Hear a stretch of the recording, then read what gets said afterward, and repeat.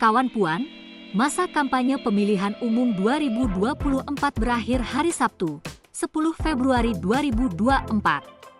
Selanjutnya, tahapan pemilu 2024 akan memasuki masa tenang selama 3 hari, yaitu 11, 12, dan 13 Februari.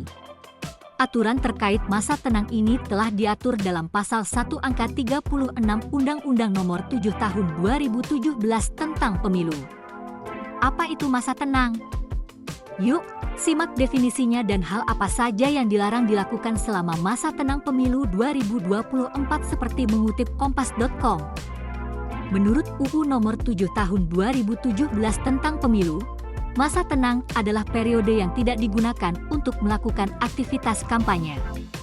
Aturan ini berlaku tidak hanya pada pemilu calon presiden dan wakil presiden saja. Para calon anggota legislatif di kabupaten, kota, provinsi, dan pusat pun dilarang melakukan kampanye apapun selama masa tenang.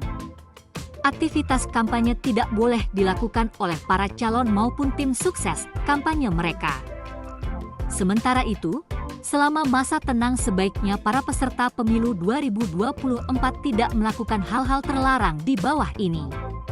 1. Pelaksana, peserta, dan/atau tim kampanye dilarang menjanjikan atau memberikan imbalan ke pemilih untuk melakukan tindakan berikut.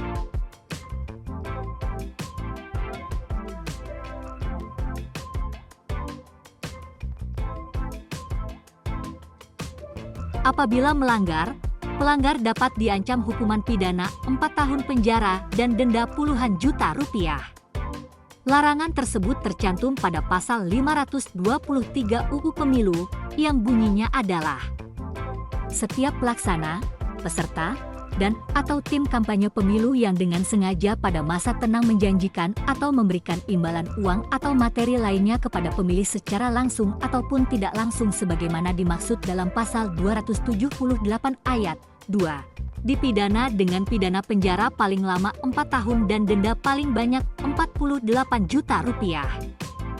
2. Media dilarang menyiarkan berita, iklan, rekam jejak peserta pemilu, atau bentuk lainnya yang menguntungkan peserta pemilihan.